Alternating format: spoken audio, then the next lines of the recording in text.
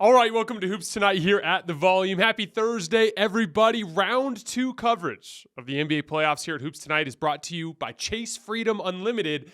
How do you cash back? We are live on AMP, so if you're watching on YouTube or listening on the podcast feed, don't forget AMP is the very first place that you guys can get these shows. We have a jam-packed show today. The Warriors even up the most entertaining second-round series here in the NBA playoffs. So I've beaten the crap out of the Lakers tonight. A bunch of adjustments that we all kind of saw coming took place, and the Lakers did not handle it well. And some adjustments I expect them to make, and what I project for the rest of the series moving forward. And then last night, the Boston Celtics got back on track against the Philadelphia 76ers, notching a similar type of dominant victory. Have some thoughts on that one as well. You guys know the drill. Before we get started, subscribe to the Volume's YouTube channel so you don't miss any more of our videos. Follow me on Twitter at _JasonLT so you guys don't miss any show announcements. And last but not least, for whatever reason you guys missed one of these videos and you can't get back over to YouTube to finish, don't forget you can find them wherever you get your podcasts under Hoops Tonight. And last but not least, you guys have heard me talk about Game Time. If you're looking to get out to any NBA games or an NHL game or a baseball game that's becoming harder and harder to find on television, or even a concert or a comedy show, Game Time has amazing last-minute deals on tickets to all of these. So if you're looking to get out to watch your favorite NBA team play in the playoffs, Game Time's got a deal for you. If you want to go find your favorite Major League Baseball team and watch them, Game Time has a deal. I am on May 23rd, John Mayer, in his final tour with the Grateful Dead, or the latest version of the Grateful Dead. They're coming to Phoenix, and I already got tickets in the nosebleeds, but I'm thinking about trying to upgrade those to some pit tickets and try to get a little bit closer to the stage. I'm going to get on Game Time. I know I'm going to be able to find a good deal, and I know it's going to be a great experience. No matter where you guys live, get out and have some fun this week. Download the Game Time app, enter your email, and redeem code HOOPS for $20 off your first purchase. Terms apply. Again, enter your email and code HOOPS, that's HOOPS, for $20 off. Download Game Time today. Last-minute tickets, lowest price, guaranteed. All right, let's talk some basketball. So, over the years, you guys have probably heard me repeat many things many times on the show. And one of the things that I consistently say on the show is I just don't care about box score numbers, particularly counting stats. I think they're a part of the story, but generally speaking, you might find some indicators for specific players that are indicators of their engagement level, right? Like specifically with LeBron and AD, I'm always looking at things like rebounds. Like when they're rebounding well, that typically means they're athletically engaged in the game. But like a lot of times with scores, we focus on the points per game and field goal percentage and stuff like that, and we don't pay close enough attention to the dynamic that's taking place on the court. Steph Curry had 20 points and 12 assists tonight. It's a relatively pedestrian stat line, right? Nothing exceptional happening there. But I thought he was far and away the best player on the floor tonight by a mile, right? Like game 1, Anthony Davis was the best player on the floor, but the box score is much more revealing of that. 30 points, 23 rebounds. That's, I saw some metric. It's like only 4 players all time have ever done that, and they're all the all-time great centers, right? But for Steph Curry, it's a pretty pedestrian stat line associated with what I thought was an extremely dominant performance. And that's why we can't always look at the box score.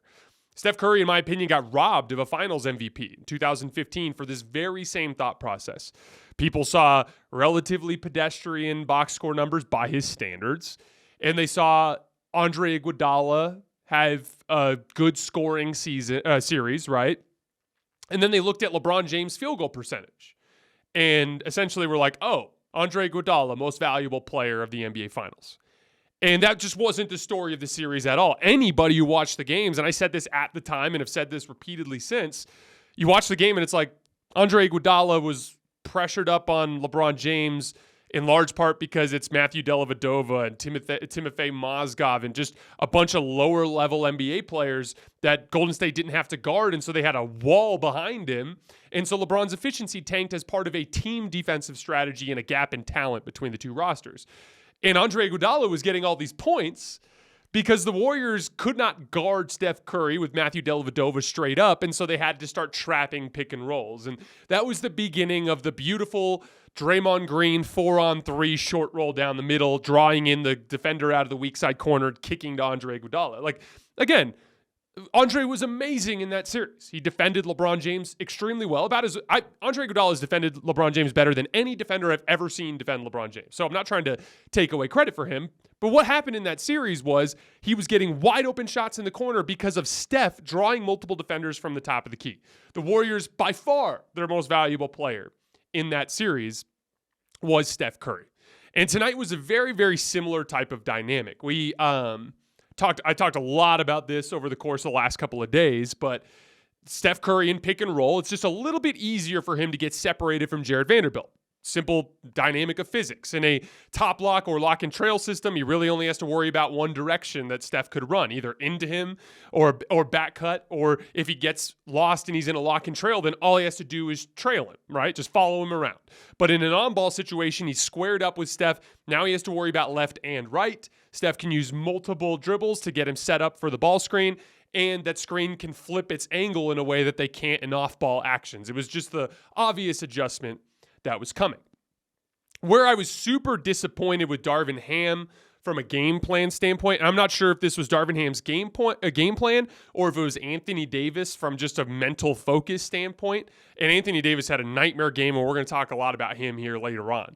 But Anthony Davis was coming way high on every single one of those screens. Now, I knew that was a possibility as part of Steph pick and roll. You guys remember what I said was if he could get Jared Vanderbilt caught on the screens, he can get more separation, which will force Anthony Davis to occasionally have to come higher up out of his drop coverage, which will open things up for Draymond Green in the short roll, right?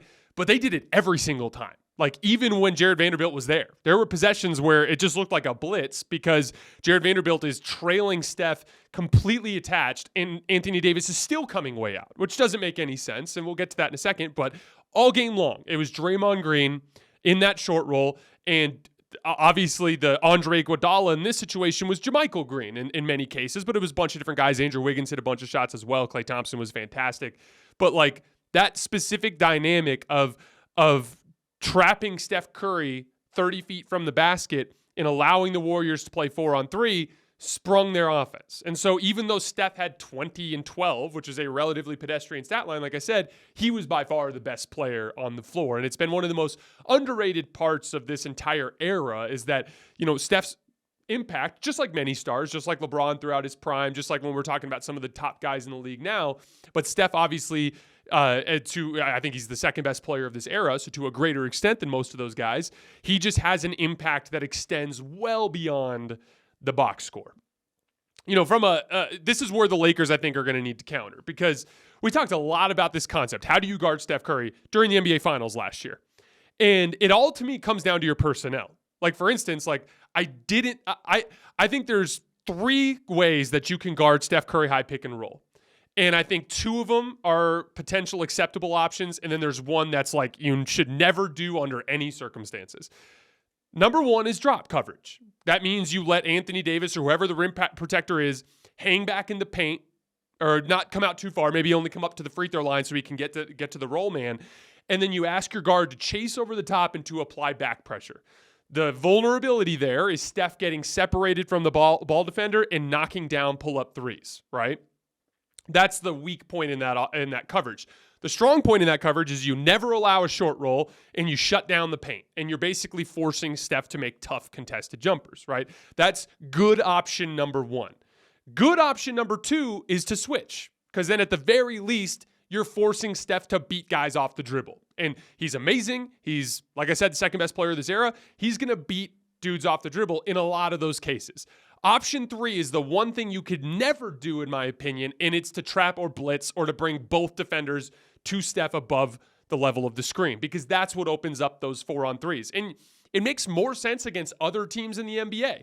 When you're like playing Damian Lillard, yeah, go for it. When you're playing, Jamal Murray or some of these other guys, like if you want to, Nuggets are actually a bad example because of Jokic, but some of these other on-ball guards, it makes more sense to do because they don't have the continuity and the personnel they usually don't have a roll man that's very good at making decisions, or they don't have like the bang bang pass sequences kind of lined up. This is a Warriors team that has been destroying this coverage for 9 years now. Like you can that's the one coverage you can never use against the Warriors, is to bring both defenders up onto Steph because they're just too good at it. Draymond's too good at it. Even Kevon Looney's too good at it. They've got their spacing down pat on how to attack that. It was a really bad strategy in my opinion. Like when we look at the margin here, and like the Warriors beat the shit out of the Lakers tonight, but like I saw some Lakers fans in my mentions because I predicted the Warriors would win by double digits tonight. I've had a pretty good feel for this series so far. I predicted the Warriors would win by double digits. I had Laker fans in my mentions like, nah, we're going to go up 2-0. This is going to be no. The Lakers might be a little better than the Warriors. They're not going to blow them out every game. That's just not going to happen. The Warriors might be a little better than the Lakers. They're not going to blow them out every game. A good portion of that margin was effort. But there were two things in particular from that game that translate forward that could be a problem for the Lakers, and it's that Steph high pick and roll thing, and then something we'll talk about in a little bit, which is Klay Thompson on Austin Reeves and some of the damage that he did to him there. But like, obviously the margin doesn't tell the full story, but this specific battle as we shift to the Lakers at home in Game 3, it's going to come down to coverages in that high pick and roll. Now, what I would do if I was coaching the Lakers, I would start in the drop coverage. Jared Vanderbilt was the hero of Game 1 because of what I broke down for you guys, which was back pressure. His ability to pursue over the top of screens and bother Steph from behind. It's beyond me that they didn't give him an opportunity to demonstrate that again in this game and just came way up high on those ball screens every single time, basically removing Jared Vanderbilt's athleticism from the equation and putting your two best defensive players furthest away from the basket while everyone else is rolling towards the rim. Now, again, like with the Celtics, I didn't like the drop coverage because I thought they had great switching personnel. When you have Al Horford and Marcus Smart and Derek White, Jayson Tatum and Jaylen Brown, you can switch everything because everybody's a great defender. And yeah, Steph's going to beat some guys, but it's going to be more difficult. And you have more athleticism in rotation. This Laker team is fundamentally constructed different. D'Angelo Russell and Austin Reeves are below average athletes. You know, LeBron James is a defender that, like, when he's engaged, he's great, but he can kind of flow in and out of it sometimes. Switching is not the ideal coverage for this Laker team. For them, drop makes more sense because they have a longer defender that can actually bother Steph from behind in a way that Derek White and Marcus Smart can't. And they have a much better drop coverage big in Anthony Davis on the back line than Robert Williams and Al Horford. So again, it depends on the roster that you have. But for this particular Lakers team, I would go with the drop coverage that they used in Game 1. Then what I would do is if Steph starts to just torch Jared Vanderbilt and pull up three-point shooting, which, by the way, like, again, I have to rewatch the game, and there's a lot going on at the same time, but I don't think Steph hit a pull-up three in pick and roll. And correct me if I'm wrong on that, but if he did, he only hit one or so. Like, Steph wasn't torching them in pick and roll as a scorer. They didn't even give him an opportunity to get that going before making that adjustment. What I would do in Game 3 is I'd run that drop coverage, give Vanderbilt a fighting chance. If Steph hits 2 or 3 pull-up threes, then you can go to the next best option, which is switching, which is less than ideal for this particular roster. But then you put the onus on Anthony Davis to sit there and defend Steph Curry, you know, and obviously then there'll be another counter for the Warriors there because then at that point they can probably try to use Steph as more of a point guard and to try to get the ball to other people with Anthony Davis away from the back line. Like, this is going to be a chess match that goes a bunch of different directions over the course of the next however many games this goes. But I do think Darvin Ham made the wrong decision tonight, and I do think that there's a good option for them to counter going into Game 3. The other big adjustment that we expected the Warriors to make in this game was to go small and get out in transition. At the time that we started the show, they had a 17-3 fast break points advantage. They went small with JaMychal Green, which is a decision that I was a little confused by because I'm a big believer in, like, if you're going to go small, go small. Like, if you're going to go small, go in on offensive skill. You know, I would have probably started Poole, but that said, it worked out great because JaMychal Green kept getting those wide open corner threes. So again, it's like, it's less about like what your plan is, and it comes down to execution at the end of the day. But they got out in transition more. They dominated as good as the Lakers have been in the half court defensively since the trade deadline, all season long, they've been an atrocious an atrocious transition defense team. They have too many guys that like to complain at the refs. Anthony Davis is super susceptible to games where he jogs up and down the floor in transition. They don't get matched up. They don't communicate. They're a bad transition defense team. We saw that at the end of Game 1.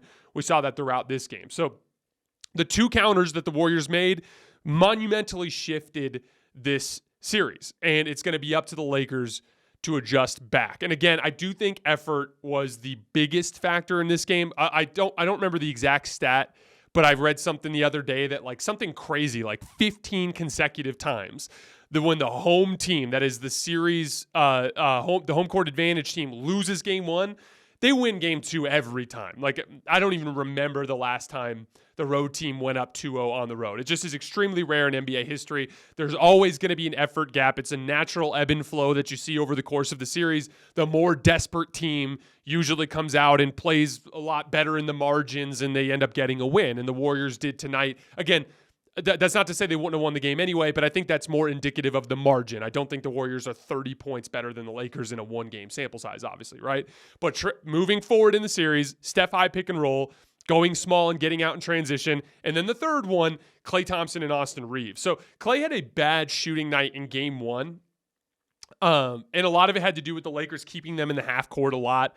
But early in the game, there was something that stood out to me quickly as Klay got off to a hot start. I think he made 4 of his first 5 shots or something like that.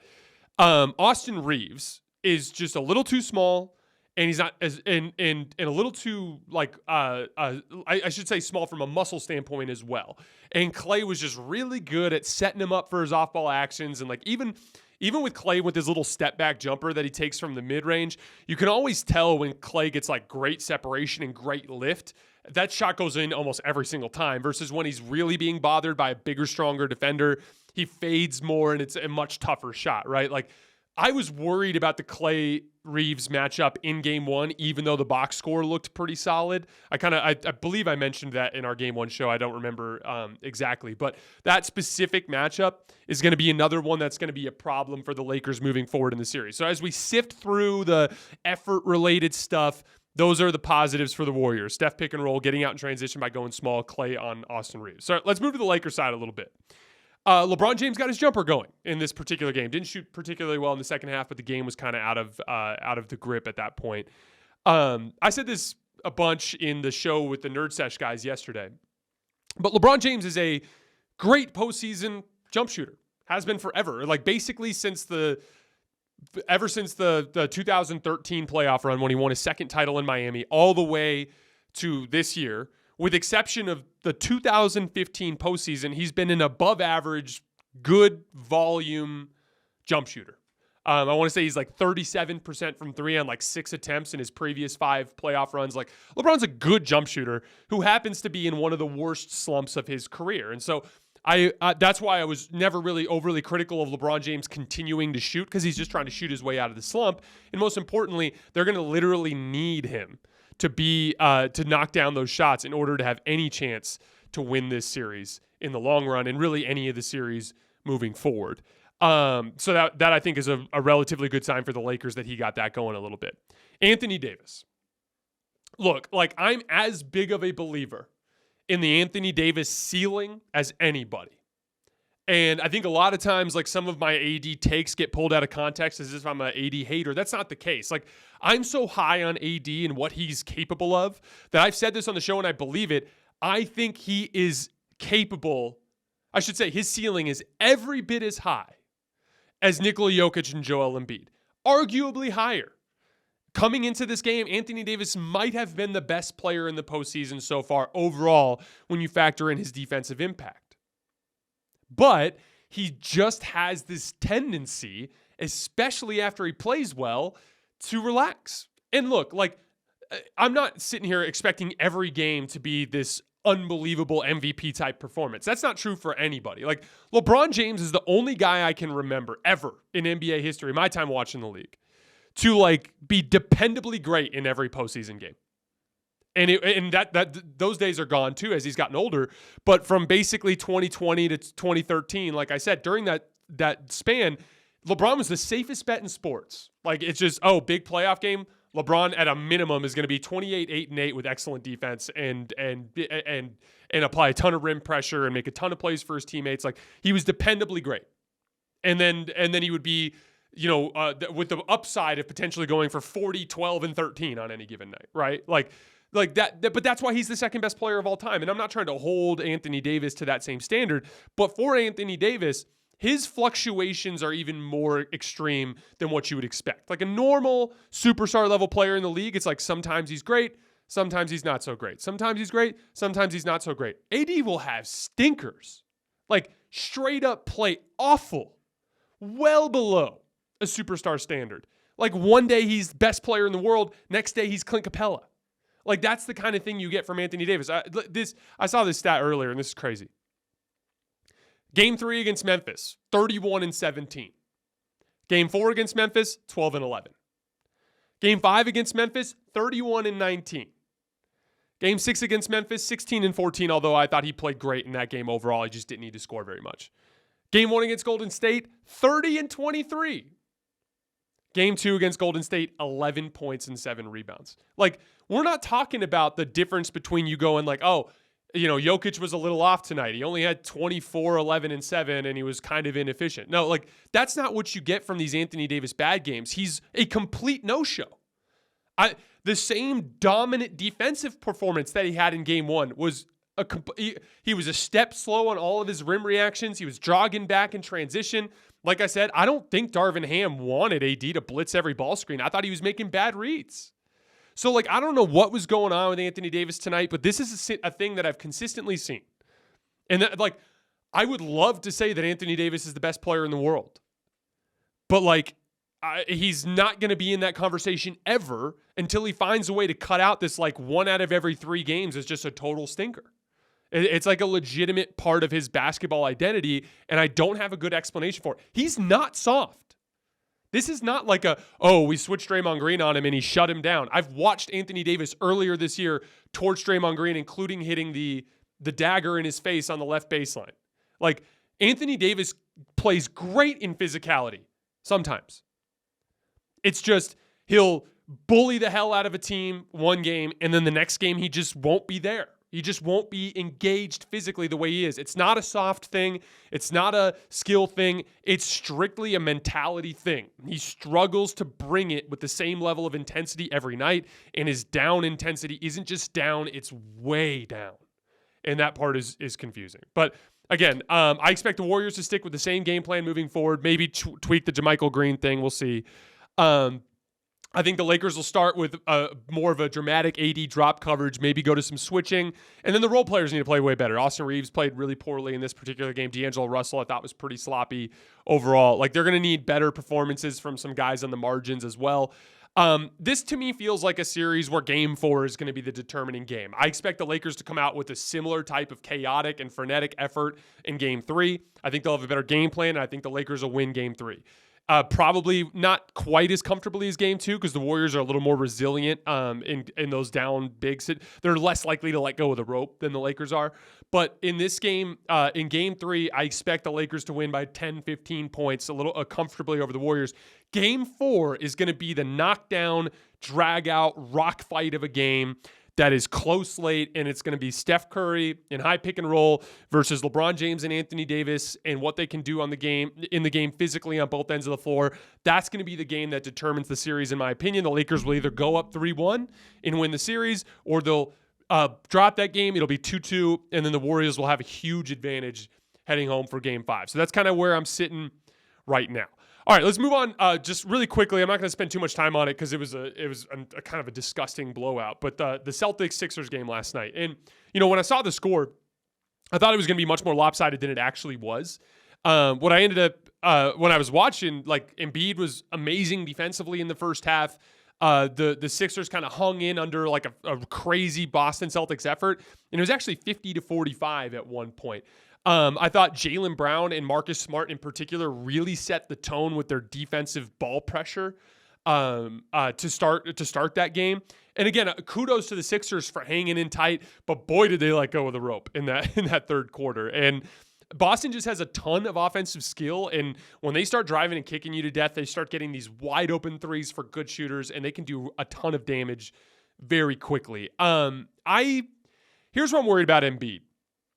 Because again, like, I thought Embiid was great to start that game, making all these out-of-area defensive plays. He was doing his job on offense, drawing attention. But there in the end of the second quarter in particular, you could see he started to get tired. And there was like a layup that he blew right at the rim. This might have actually been in the third quarter. I might be messing that up. I think it actually was in the third quarter. But he like early third quarter, Embiid like blows a layup right at the rim in transition, and where he just didn't go up with force, just kind of like tried to tap it in and missed it. Then he missed like 3 or 4 jumpers in a row short, and I'm like, okay, that's fatigue. Like he's tired. And again, like I would have viewed this series as so much more of a toss-up if Embiid was really in a groove the way that he was when they beat the Celtics like a month ago, right? But that's just not the case. Embiid is coming off this injury. He's clearly not moving as well as he usually does. That disrupts his rhythm and his conditioning. And like Embiid always struggles a little bit with conditioning, but it's exacerbated when he has to take a week off and all he can do is stand still shooting. And then again, when you need to dominate games from the free throw line with a live dribble and triple threat situations the way that Embiid does, it just is really, really difficult to be as effective there when you're not in a really good playing groove. Like basketball just moves at a certain speed in a real game compared to a practice environment or in a standstill environment, and it's just really hard to replicate. And so like as much as again, game 3, we'll see. I wouldn't be surprised if the Sixers had a crazy effort and won that game. They're that talented, and the Celtics are every bit as capable as the Lakers as just letting go of the rope as soon as they have a moment of prosperity, right? But I just don't know that they can beat this talented Celtics team unless Embiid is at his very best, and I just don't think he's at his very best. All right, guys, that is all I have for tonight. I think we're taking tomorrow off, and then we'll be covering those games on Saturday morning and then going again on Saturday night. As always, I sincerely appreciate you guys, and I will see you on Saturday morning.